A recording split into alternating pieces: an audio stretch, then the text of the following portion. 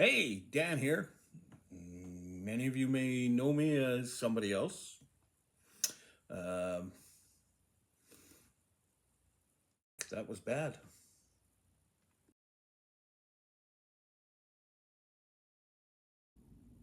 Hey, it's Dan here. I've been doing some ribs in my slow cooker overnight, and I'm just about ready to set them up so that we can have nice barbecue ribs without using the barbecue, I might add. So, the first thing you need to do is when you take your ribs, you need to obviously salt and pepper, garlic, do whatever rub you're going to do. And then we're going to put them in the slow cooker overnight with 2 cans of, in this case, orange cream soda Coke, because I would rather put it in there than drink it. And it's going to help soften up those ribs. Of course, overnight we'll do it on its own. However, we give it a little bit of extra zing. Hey, here's what they look like in the slow cooker after being in there for overnight. Yes, I did baste them with a little bit of barbecue sauce on top that I made myself. It's a very simple barbecue sauce with ketchup, mustard, a little bit of soy sauce, and some Worcestershire sauce. Worcestershire, yeah, that sauce. So now we're going to take the ribs out of the slow cooker, and we're going to put them in here on this tray, and we're going to basically drain them before we put them on our pans with parchment paper and cover them with sauce. So here we go. Going to be very careful at this point because they're probably pretty flimsy and ready to fall off the bone. I'm hoping. And it seems that this top layer is going to be okay. We'll let it drain a little bit and we'll move them over here onto the tray. We have 3 here. One in the very bottom that has no sauce whatsoever on them. Now, while I'm removing these, I'm going to point out that, as you can see, these ones don't have the barbecue sauce on top. As I'm removing this, I'm going to let you know that we're not doing anything with the liquid that's, we're not throwing out the liquid that's in the slow cooker. We're going to use that to slow cook potatoes, carrots, and onions to go with the wonderful ribs that we now have. Now this one's a little big, but it should still fit on the tray. I know that because it fit on the tray before I put them into the slow cooker. So now what we're going to do is we're going to, we can turn off the slow cooker for now. That is going to remain heated because I'm going to get the lid. And we're going to put the lid back on this. So to keep all that good heat and flavor in there. Now, we've got our ribs laid out. I have my barbecue sauce that I made last night. There it is. Okay. So we're going to take a brush and we're going to brush this on. Oh, but wait, why don't we give it a little rest time? And let's go fix up our trays for where we're going to put them on to put them in the oven. Okay, so here we are at the stove, and we have our pans. We have 2 of them. So we are going to put parchment paper on both the pans to prepare for when we're going to put the ribs on. Now, as you will notice, as soon as I get a hold of it, this is parchment paper, and it is imported from China, not from down south.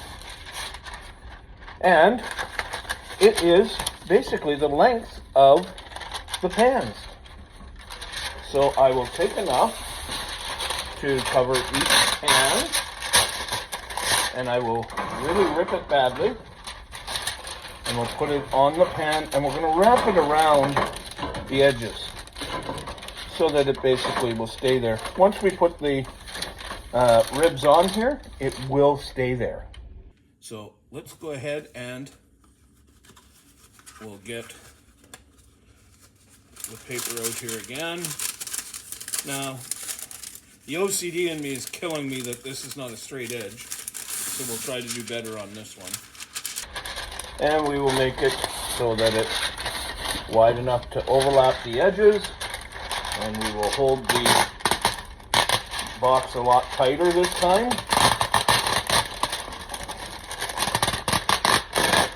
And there we go, at least one of the edges is straight. So we'll put that on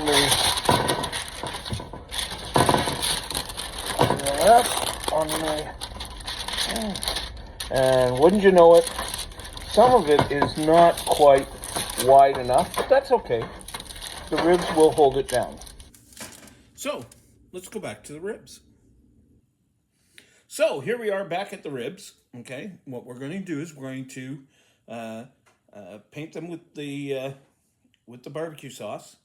We're going to then transfer them onto the parchment paper, and we're going to broil them to get that barbecue sauce baked right on there. Okay, so let's get started. Here we go, a little bit of a brush. We're going to mix it around a little bit. One thing I did not put in my barbecue sauce is garlic, which I normally do, but basically I did garlic on the ribs themselves as a rub before putting them into the slow cooker. So we don't really want to get it too much garlic. I know that's a sin to say that, isn't it? Too much garlic. What the heck? Okay, so here we go. We're just painting these ribs, and we'll give you a look at the finished product shortly. Well, maybe not shortly, but because what we're going to do is we're going to paint the top side of these and give it a nice liberal amount of your barbecue sauce. You can use any barbecue sauce you want. I don't really keep barbecue sauce around a lot because of the sugar content. Oh boy, I'm already drooling. Okay, so like I said, you can use any barbecue sauce that you like, okay? And you can make your own like I have, or you can use store-bought brands. And quite honestly, at this point, I don't know which ones are Canadian or American, but always choose Canadian. That's right, I said it. And like I say, we're getting a nice liberal coating on the top side. Now, because of the bone structure on the bottom side, it doesn't really hold a lot of barbecue sauce, but you must do it on the bottom side. And then we'll come back and we'll finish off the rest of the ribs top side. Let's show you the other side before we slather on the sauce.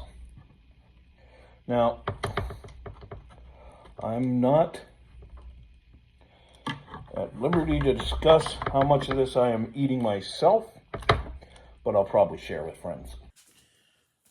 That's right, I had to wash my hands again. Seems at every stage I'm washing, and you can see that I even drooled on myself. Isn't that nice? Okay, so let's take a little bit more sauce, and we will put some on the underside.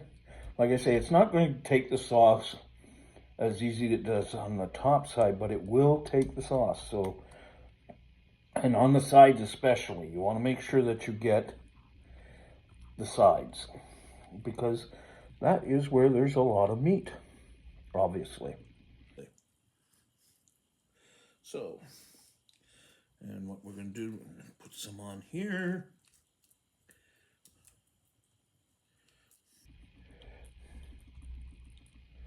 Remember the sides. Remember the sides. Okay, now this big long piece. Again, you want to be as liberal as possible with the amount. And that's not a political thing, okay? You can be conservative and still do these ribs. As a matter of fact, I'm not really liberal. Anyhow, let's just keep coating here. And we want to make sure that, again, we're getting the sides. So, I'm wondering just how long it's going to take me to put this video together. Okay, so now we're ready to transfer these onto the parchment paper. Hey, so it's always a good idea to have your favorite beverage with you. Mine's coffee. Because coffee really is a hug in a mug. Now I've just got a little bit of coffee made in mine. Again, trying to cut down my sugar. So we have our pieces here. And what we forgot is our tongs and our fork, which we're gonna grab over here. And I've stacked the two trays because I need the room, and apparently I like to have everything on my counter. We're gonna transfer these big ones first to the first one. It's just gonna fit on the page, so to speak. I'm gonna move that around so that the parchment does stay in place. And we are going to set our stove to broil. Now this is also going to give me a chance to let it rest a little bit more, because it will take a little bit of time before my oven gets up to 500 degrees. So now we need the rest of our barbecue sauce, because we're going to put a little bit more because, well, some may have come off. Some has definitely come off on the tray. So then we're going to put a lot more on, and as you can tell, it's an uneven surface for this by all the noise that's coming through. Oh, look at that piece. It looks so good. So that's one. Now I'm just going to move it to the back here so that I can get the other one done. And we'll put it over here. Can you see that? Probably not. Okay. Oh, it's over there. Let's move this. There we go. We'll fix the parchment paper before we put it in. So, now we have our second tray here. And like I say, it's a little, I kind of missed the size a little bit, but it's going to be fine once we put the ribs on the baking sheet. Okay, so we're going to put that there, and we're going to move it down just a little bit. You're going to want to have some space on the edges, and again, the other ones are going to go here.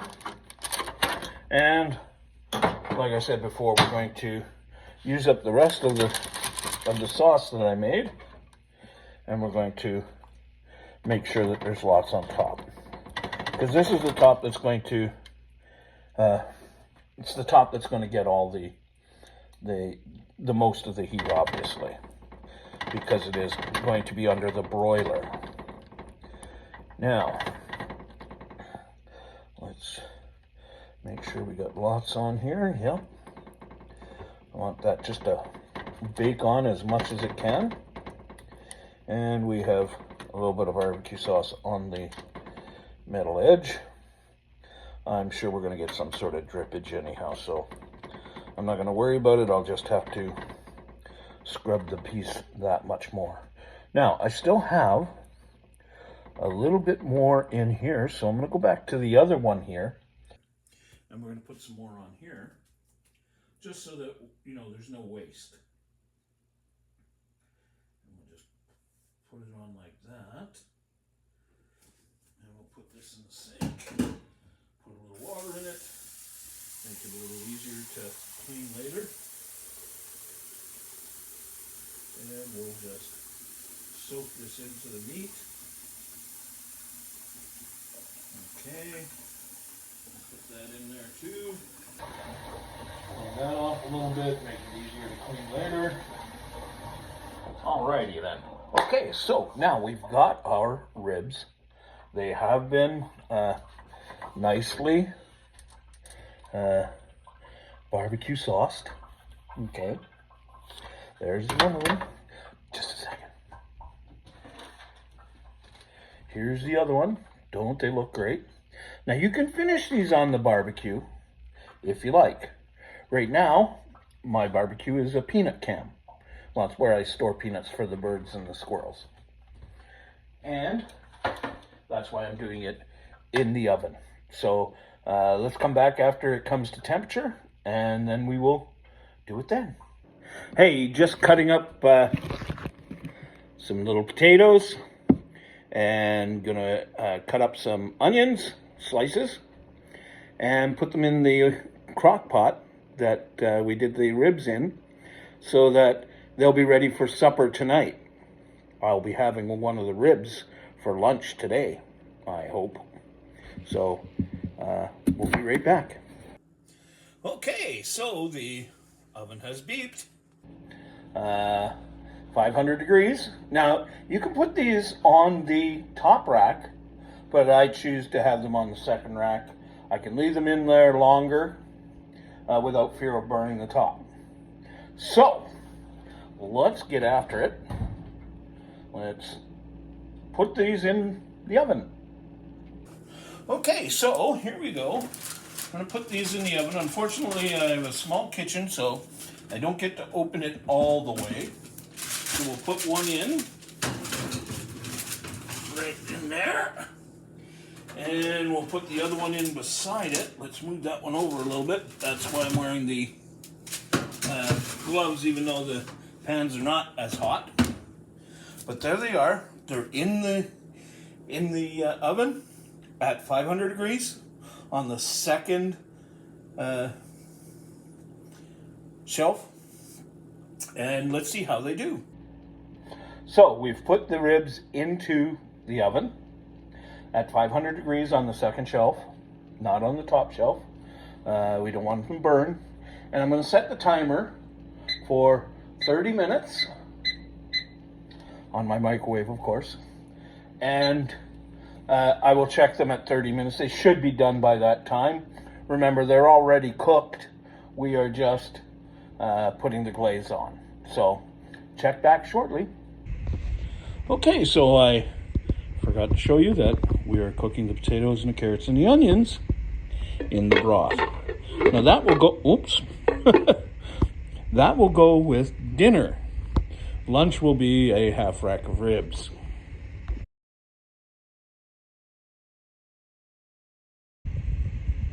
Okay, so the timer's gone off. Look at these babies.